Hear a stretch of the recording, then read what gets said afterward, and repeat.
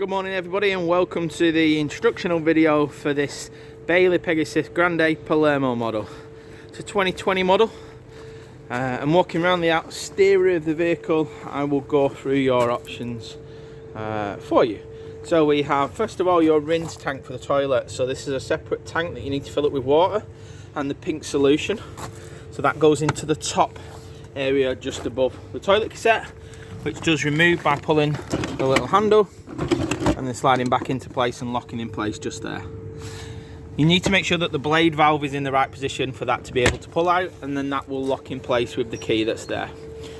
Underneath is your wastewater drain points. So for that's anything that goes down the sink and the shower and the tap areas. We've got the alloys, which are standard. Your Truma vent for your heater. Please make sure that you be careful, it does get warm in this particular area. And then we have your filler for the Truma for your fresh water, which also comes with the barrel connection standard with it. On the front of the vehicle, pretty standard Alco chassis.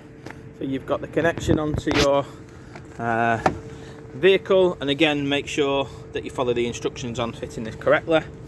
There's guidance in your pack. You've got your handbrake and your jockey wheel and your brake cable just there. To the entrance side, we have your external barbecue point with the nozzle connection there and the little isolation tap. So that's obviously will work when there is gas in the vehicle. The front locker area is where you will find your main fuse box on our CD box located. So if anything does trip, it's all nicely and neatly labelled. We have got your various winding tools, so leg winder, spare wheel winder and your wheel brace. So again, just locks with the key. In front of that, we've got your mains cable plug-in point and external mains point. Does come with the mains cable, guys. We've got your bin, fly screen, and if you spin this little catch around, you have your stable door just there. When releasing the habitation door on the Baileys, you just got to press that little button in, that releases it and then locks in place. We also have a blind which you just hook in place just there for screening it off in an evening.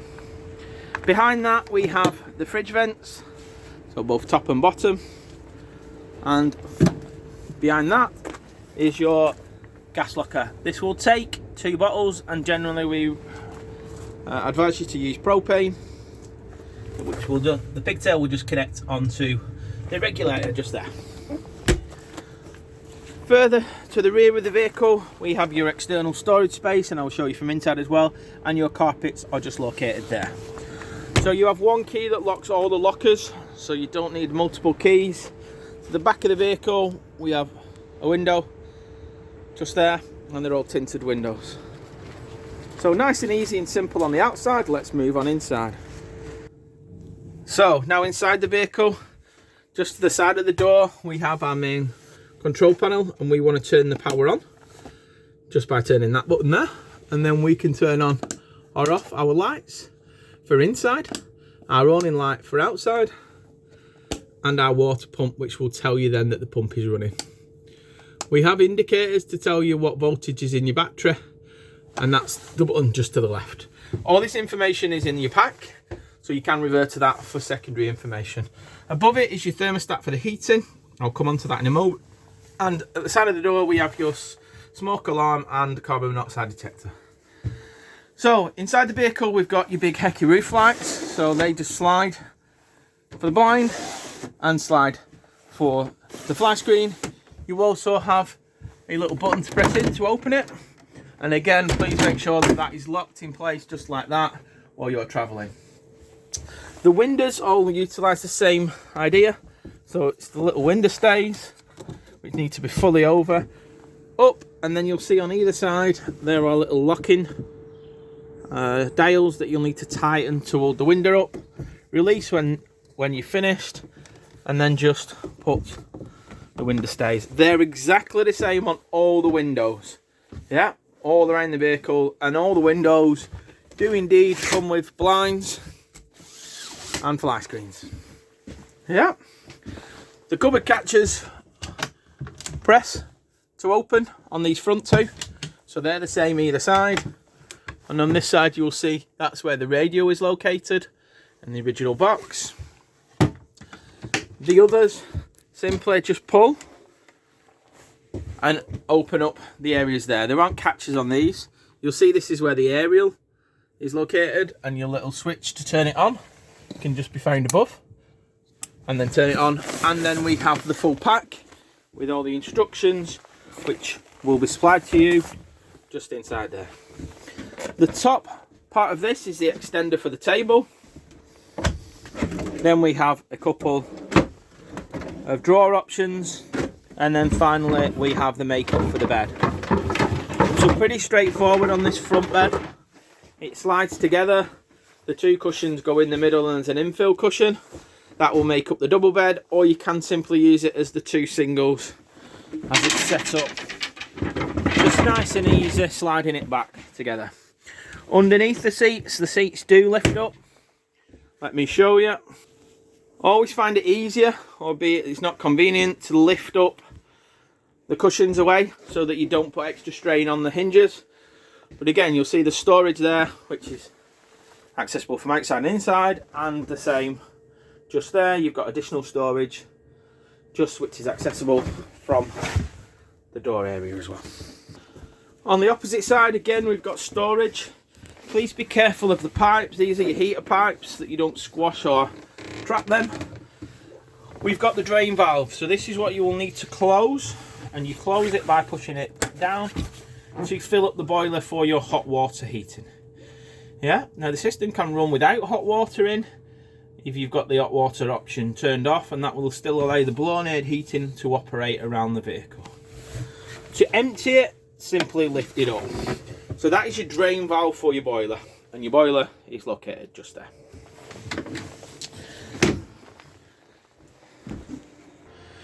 So you may notice as well on some of the light fittings which turn on and off that there are USB charging points. So there is one just in the second lounge area, another one just fitted to this front light here. So they're USB charging points. They will work when you are hooked up and you've turned on your power. Side of the door we've got a storage area, then leads us to the fridge. The fridge is a manually selected fridge, and in the top position is off. The next position is mains electric. The next position is the 12 volt feed, so this will work when you connect it up to your car in transit to cool it in transit. And then we have your gas option. For your gas option, once you flick it to that, you will need to press in that button and then ignite it until it lights. Now you'll know it's lit with this little valve here. So when that little line goes over into the green and stops, you can remove your fingers off these two buttons here. That will tell you that the gas is running and operational. At the minute we're up to mains, so we'll see it lights up and tells you. One useful bit of information: if you need parts for the fridge, there's a little sticker behind the salad tray at the bottom, and on here it is a removable freezer compartment, or you can keep it as a separate freezer. To turn it off, turn that off and the lights simply go out. Above that we have a microwave. This is only operational on mains electric, so please be aware of that. And then we have your solar regulator and your plug socket for your microwave just in the cupboard above that. Further into the kitchen area we have a nice chopping area, which then reveals your 3 burner gas hobs. So 1, 2, 3, and your electric. Pretty straightforward, so you'll follow the individual links on there for the options that you want to choose. You've got your igniter on the end, and you've also got your grill option. Please leave that open when you're grilling, and your oven option for the oven down below. Below that we have an area here which houses the mains electric point for the cooker. We have utensil drawers just in there, and storage space just there with all your isolation valves for your gas. You'll see there that it does tell you which each of Those operate, and they are in the working position as you see them just there. We have light switches for the kitchen area and 2 mains plug sockets just located there for you. Please remember when you're closing this lid that you've allowed the actual hobs to cool down in good time before you close that. We've got good storage above in both of the cupboards, and your sink plugs are just located there. These ones need to be pushed in just like the front 2 cupboards to stop them moving in transit. This is the Truma heating control screen, and you'll find this located in the corner. To turn it off, you press and hold the centre dial button until it tells you that it's off. Now, what I always advise on this system is that you plug in your electric or you turn on your gas before you turn on this display panel. It will just stop any fault codes coming up for you not having the correct power selected. What I also tell you as well is turn this control panel off before you unplug or turn off your gas. So to turn it on, we press the button in the middle, and that then brings it to this control panel screen. We have 4 main options at the top, and again you navigate it by twisting the dial. So if you twist it, it'll go along to the next option. The first option being the temperature that we want it in the vehicle. So we select the dial, press the button, and that will give us the first option. We then go to the fuel source. So at the minute we've only got electric, so I want to put it on electric. Now you have got a few different options here that you can choose from. We have EL1, mixture of gas and 1 kilowatt electric. So again, you'll see above the line that it changes. Gas only. Mix 2, so it's a mixture of gas and 2 kilowatt electric. EL1, so 1 kilowatt electric, or EL2. So choose the most suitable one, and then it will appear on the line above. At the moment we have no water in, so I'm not going to put the water heater on, but I will show you. I want to put the fan speed. So eco being slow, high being fast, and if we select high and it kicks in, give it a couple of minutes, and then you can go on to the boost option and then boost it to take all the power away from the water to get the heating up to temperature. If you have put water in the boiler as I've shown you by closing that valve earlier, you could then select the eco, so this is almost a 40 degrees option, hot, which is a 60 degrees, or boost, which takes all the power away from the heating to get the water up to temperature. If you're trying to get both water and heating up to temperature, then you will need to select the hot option and the high option on the fan. So as I said, I don't want the water on, but hopefully now, there we go, it can show you the boost option. So that's your heating. Yeah, pretty simple. If you get warning triangles that appear, then you'll need to just refer to your manual to find out what they are and reset the option.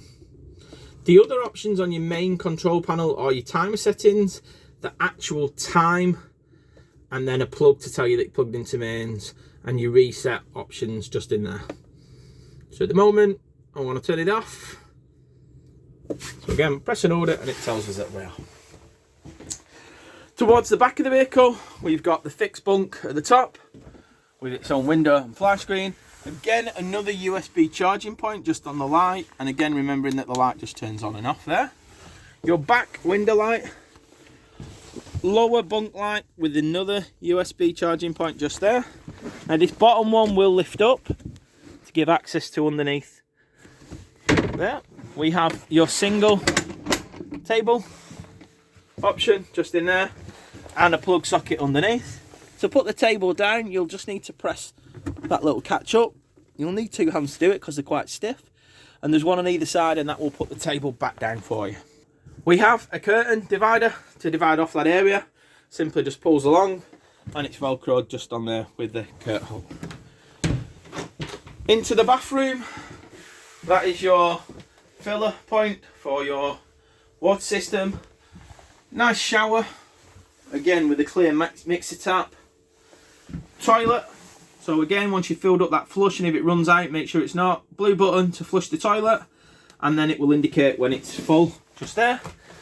The toilet will need to be the blade valve, so this is the little blade here, and you operate it from the little lever in front slide it towards the back of the vehicle to open, and slide it towards the front to close it. It must be closed for you to pull that out. Storage unit is just located in there. Again, you've got some Thetford toilets and your toothbrush holder there. We have your ventilation area there that you'll just pull that down and then lift up the handles to open and ventilate that shower area.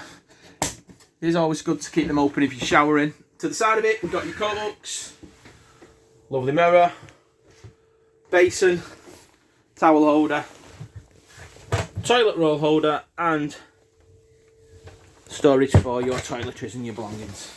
You'll also see that the heating comes into here, and there are various ports dotted around the vehicle for the heating to come out of.